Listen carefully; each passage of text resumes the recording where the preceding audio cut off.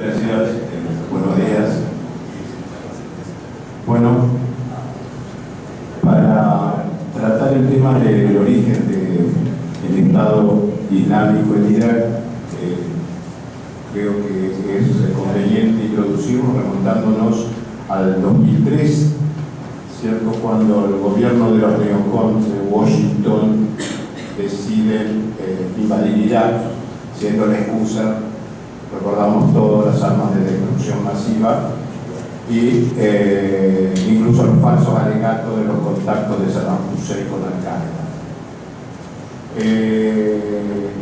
Al mismo tiempo, ¿cierto? El experimento consistía en establecer una democracia moderna y estable en Irak que pudiera irradiarse hacia el resto de la región. Por supuesto, este experimento fracasó rotundamente. ¿Y por qué fracasó? Fracasó precisamente porque se tomaron medidas que muchos observadores calificaron de terribles, algunos de horripilantes, como fueron la disolución del ejército iraquí, disolución de instituciones políticas enteras y la creación de una clase política alternativa que resultó ser profundamente sectaria. Eso se vio reflejado en el Consejo del gobierno iraquí que se formó tras la invasión. La invasión se produjo en marzo del 2003, en julio se crea el Consejo del Gobierno iraquí. Ahora, el gobierno real residía en la autoridad provisional de la coalición, que fue encabezada por el general Jay Garner al principio, para ser después asumida por el señor Paul Bremer, que fue efectivamente el gobernante real de Irak. Y tuvo, por supuesto, sus mascarones de proa, que fueron un grupo de iraquíes, individuos iraquíes, muchos de ellos en el exilio, que tenían un pasado, algunos de ellos incluso siniestro. Lo vamos a ver a través del señor Ahmad Shalabi, el que llevaba la voz cantante sobre la cuestión de las armas de destrucción masiva y sobre la cuestión del contacto del gobierno de Saddam con los elementos de Al-Qaeda que resultaron ser totalmente falsos.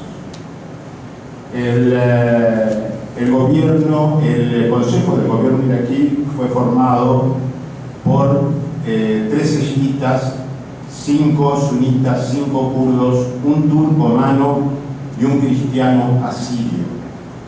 Y fue una formación realmente arbitraria, con gente que venía del exilio, con gente que residía en Irak y que no tenía en general experiencia de gestión en el gobierno.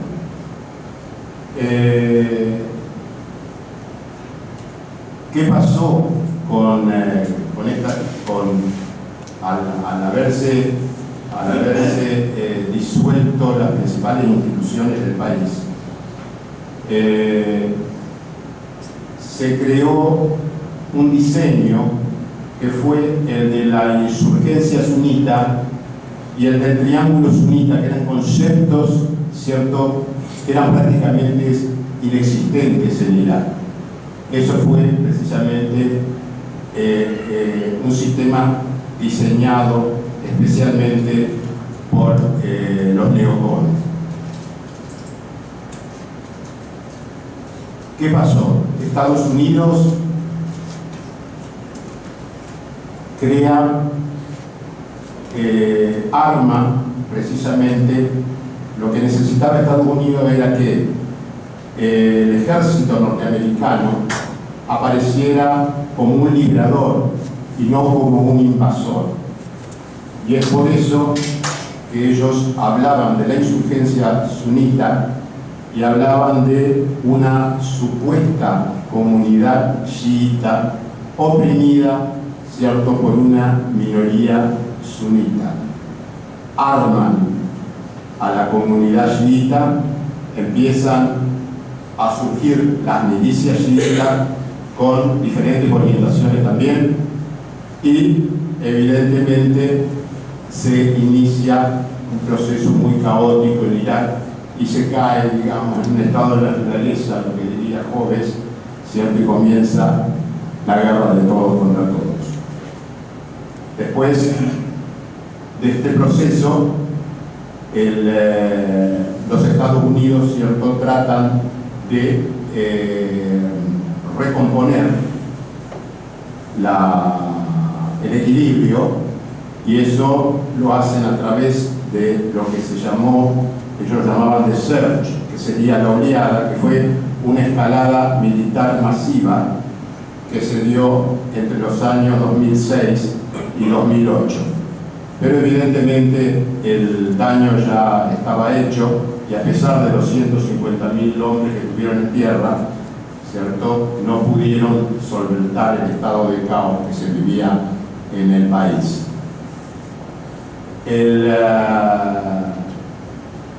Evidentemente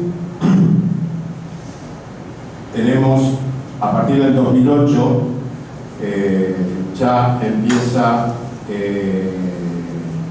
la población, la opinión pública norteamericana misma empieza, ¿cierto?, a sentir un gran hartazgo con esta guerra. Estalla la crisis económica internacional y sabemos cuál fue el proceso, digamos, en la campaña electoral de Obama, que llevó precisamente Irak, jugó un rol muy importante, el retiro de las tropas norteamericanas de Irak, que se produce en el año 2011. ¿Qué deja Estados Unidos? Obama declara, cuando se van las tropas, dice: dejamos atrás un Irak estable, soberano y autosuficiente. ¿Qué pasó en un abrir y cerrar de ojos? Aparece, ¿cierto?, lo que estamos viviendo hoy en día, el Estado Islámico. Ahora bien, ¿cómo se genera ese Estado Islámico? Fundamentalmente, la semilla está en que no bien entra Estados Unidos en Irak, ¿cierto?, entra también Al-Qaeda. Y el elemento unificador es el jordano Abu Musab al-Zarqawi, que es quien, ¿cierto?, forma primero el grupo Al-Tawhid o Al-Jihad, que precisamente lo traducen como unidad y guerra santa, algunos lo traducen como monoteísmo y guerra santa, y recién en el año 2004 se une oficialmente Al-Qaeda y se forma Al-Qaeda en Irak.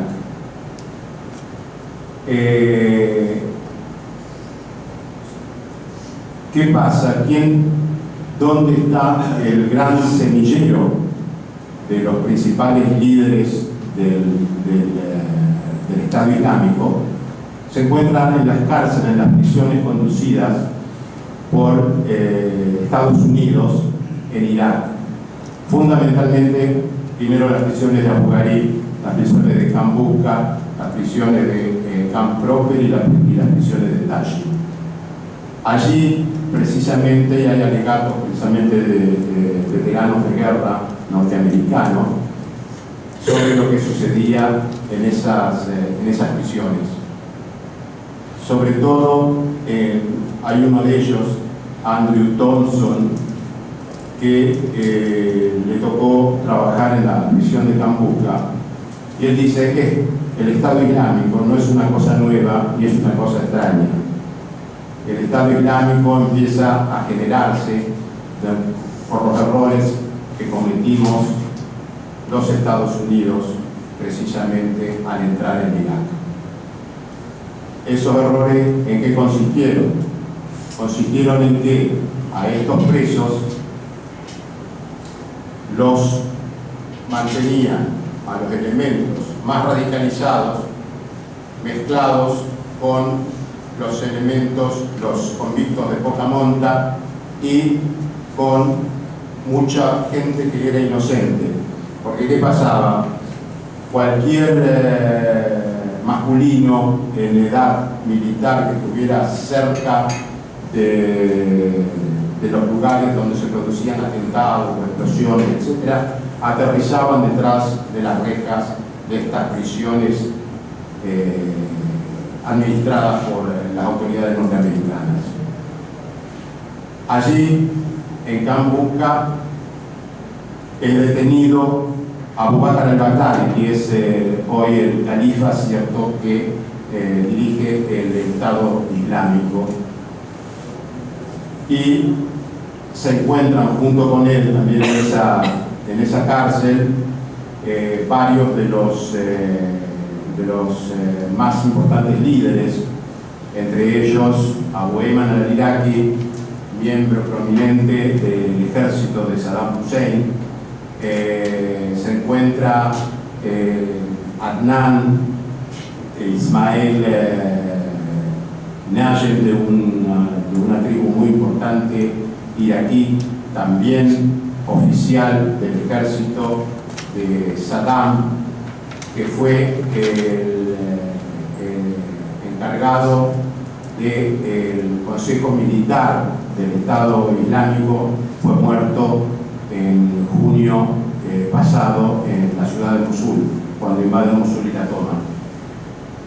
Otro miembro prominente es Samir al-Obeidi al-Duleimi, también de una tribu sunita muy importante, y es miembro también del ejército de Saddam Hussein, que fue probablemente el hombre más importante que tuvo el ISIS en Siria.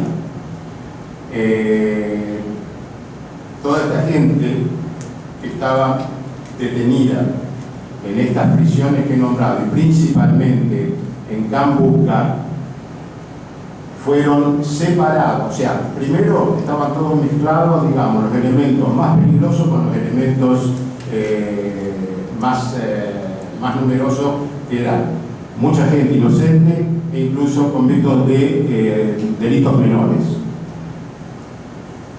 Los emir, que eran los elementos, los llamados emir de Al-Qaeda en Irak, considerados los elementos más peligrosos, eran los que manejaban prácticamente estas prisiones.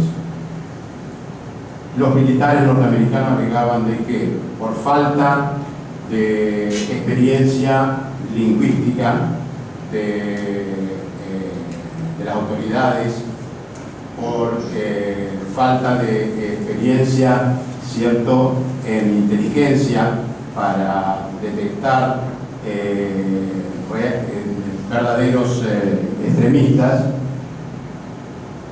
llevaron a que esta gente, cierto, impusiera su visión de extremista del Islam sobre miles de detenidos que pasaron por estas prisiones. Se calcula que cientos de miles pasaron por las mismas, y fueron precisamente, la gran mayoría eran castigados por las cortes, que cuando se rebelaban sufrían ataques físicos de los elementos más extremistas, y cuando daban peleos, se rebelaban, eran castigados por otros prisioneros a través de lo que se llamaban las cortes de la Sharia, que proliferaban en las cárceles iraquíes. En el 2000, ¿qué dicen ellos? Que esta gente manejaba prácticamente la prisión, se había convertido virtualmente en una universidad, en una escuela de terroristas. Ahí los elementos más radicalizados entrenaban y reclutaban y entrenaban al resto de los prisioneros, y lograron reclutar miles y miles de prisioneros, tantos iraquíes como otros elementos que habían entrado desde el resto del Medio Oriente. En el 2007, cuando se produce lo que se llamó la oleada militar, los líderes militares norteamericanos empiezan a poner énfasis en tratar de comprender a la población carcelaria y de poner un poco más de orden, de separar a los elementos más extremistas de los elementos más moderados, pero evidentemente el daño ya estaba hecho.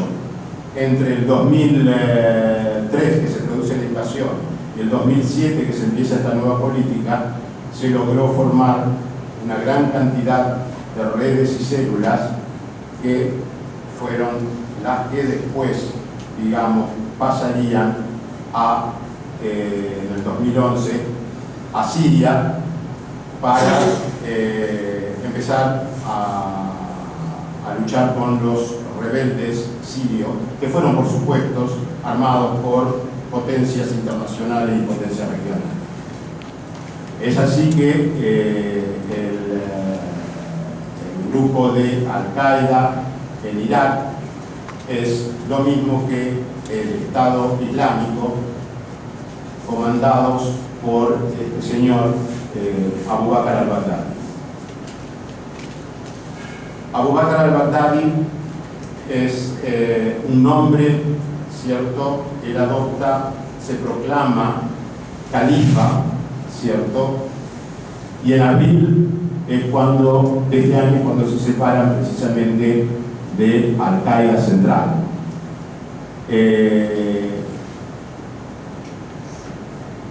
Al-Qaeda Central cuestionaba, ¿cierto?, los métodos de Al-Qaeda en Irak.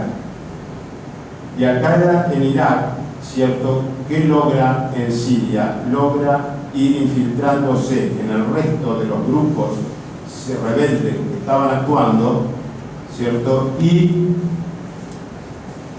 va absorbiendo todos los recursos y armamento que eran proveídos por las potencias regionales e internacionales, ¿cierto?, a los rebeldes sirios, que llamaban moderados, que realmente es un nombre entre comillas, porque esas armas pasaban, ¿cierto?, a lo que hoy es el Estado Islámico, lo que era al principio el ISIS, o el ISIL, el Estado Islámico de Irak y Siria, o Estado Islámico de Irak y el Levante. Esta gente, ¿cierto?, pasa en junio, se produce la invasión a Mosul y toman la tercera parte del territorio de Irak y tienen también aproximadamente la tercera parte del territorio sirio y han solicitado la disolución de las fronteras formadas por el pacto de Sykes-Picot, ¿cierto?, entre Siria e Irak.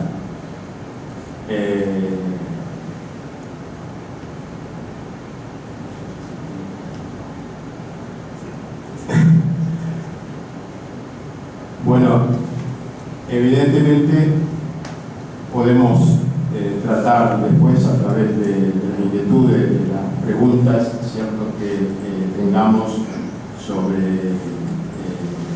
el origen del Estado Islámico, pero bueno, yo simplemente quisiera terminar con Abu Bakr al-Baghdadi. El simbolismo del nombre de Abu Bakr al-Baghdadi es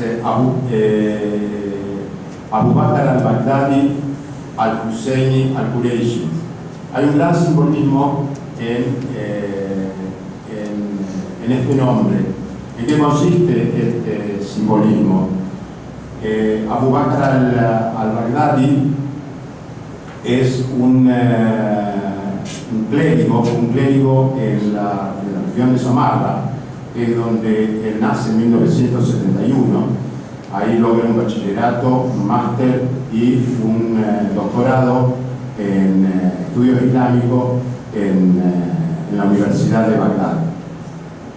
Abu Bakr Abu Bakr es el nombre que tuvo el primer califa de los 5 califas ortodoxos tras la muerte del profeta Muhammad.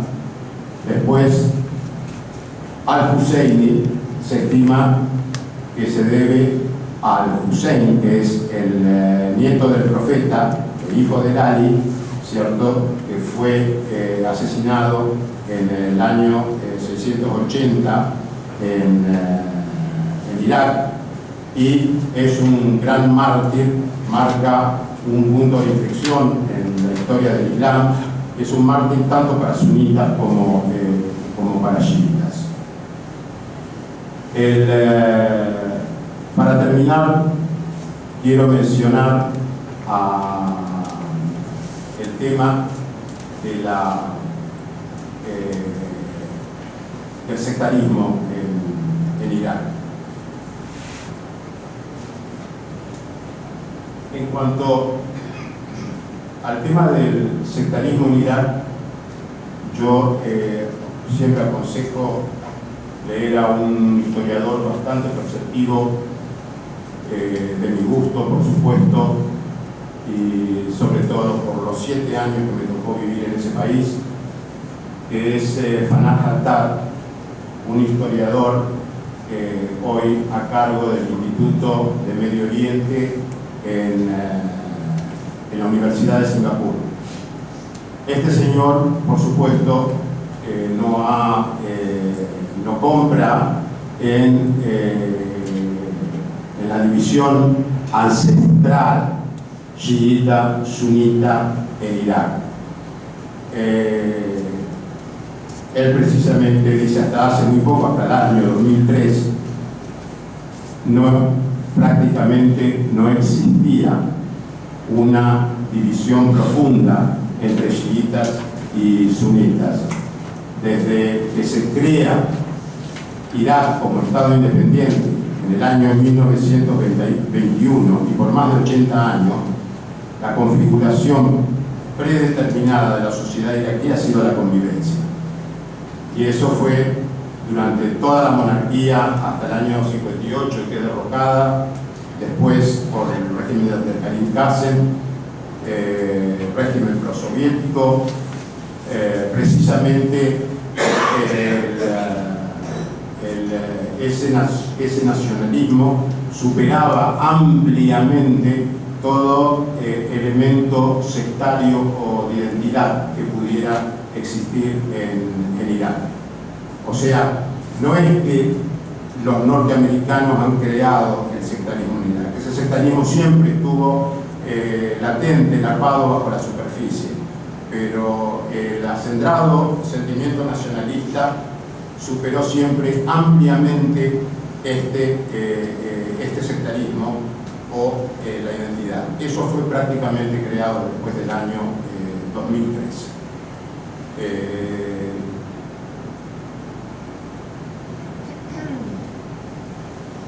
Bueno,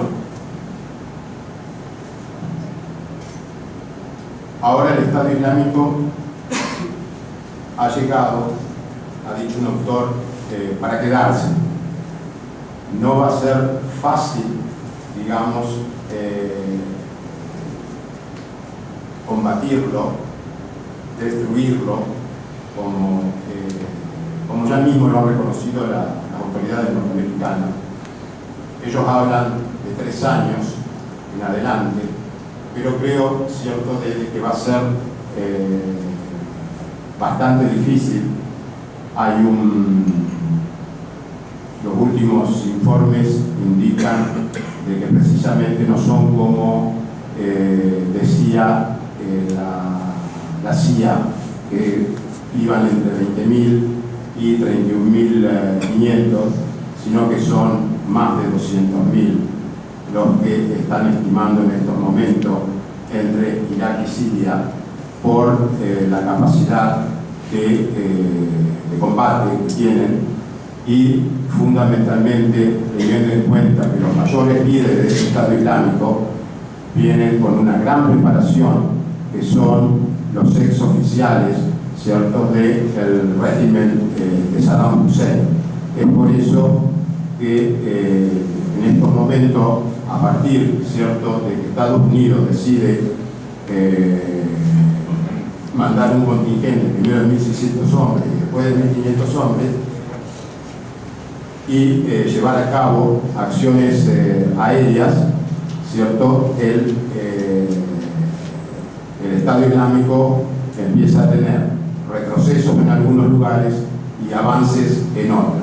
Pero evidentemente, para concluir, simplemente quiero decir de que, de acuerdo a las políticas que se están dando en la región, entre las diferentes potencias regionales, con diferentes objetivos comunes en algunos aspectos y objetivos que difieren en otros, ¿cierto? Se ha armado un tablero de ajedrez bastante complejo en Medio Oriente en estos momentos, y el Estado Islámico está prácticamente remodelando la política de Medio Oriente. Bueno, creo que con esto